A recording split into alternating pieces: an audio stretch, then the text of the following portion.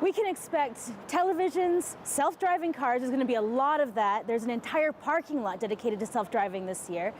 AR and VR are going to be huge, but don't expect to see any new headsets. It's going to be more along the lines of experimental innovation within VR. So maybe self-contained units or inside-out tracking. So the headset itself is tracking what you're doing. We should also be seeing a few new smartphones, but it's not really going to be the big thing. And again, with TVs, it's going to be 4K and HDR.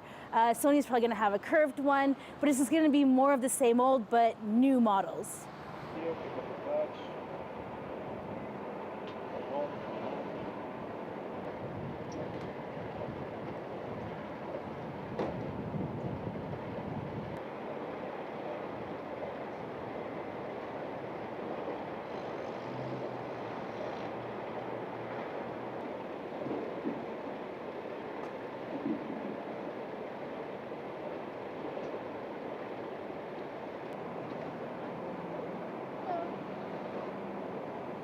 You know, there's not one huge trend that anyone's really excited about, but I think there are a number of different areas that people are looking to see more of. That's, you know, things like self-driving cars, Internet of Things. We're hoping to see more from virtual reality. So there's sort of a number of trends. Nothing huge, nothing real game-changing, but sort of a lot of incremental improvements upon technology trends that we've talked about the past year or so.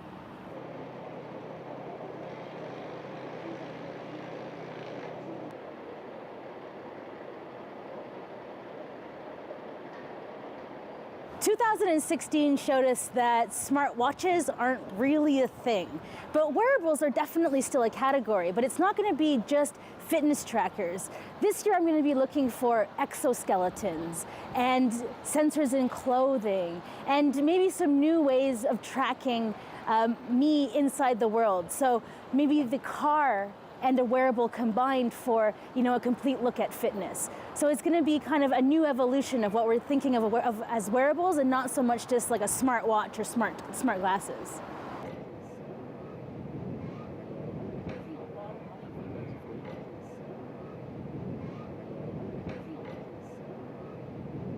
So Samsung's going to be launching a mid-range phone, and usually we don't care about mid-range phones, but this is the first smartphone that they're releasing since the Galaxy Note 7 fiasco. So it's going to be really important to see how they deal with the launch in terms of messaging and in terms of presentation.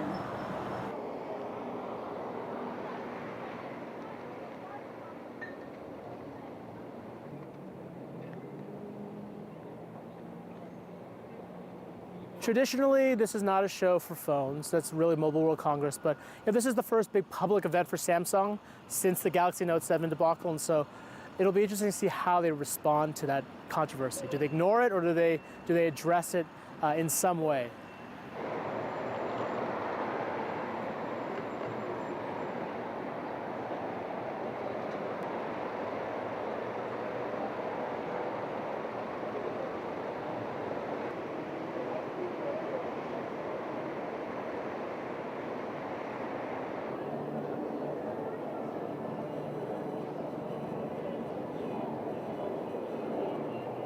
The smart home trend is going to be huge this year. I think a lot of people, companies big and small, are going to be talking about how they can make their life easier with the smarter light bulb or the smarter washing machine, smarter refrigerator. You saw inklings of that the last couple of shows, but I think smart home and connected devices are going to be a huge deal at this show.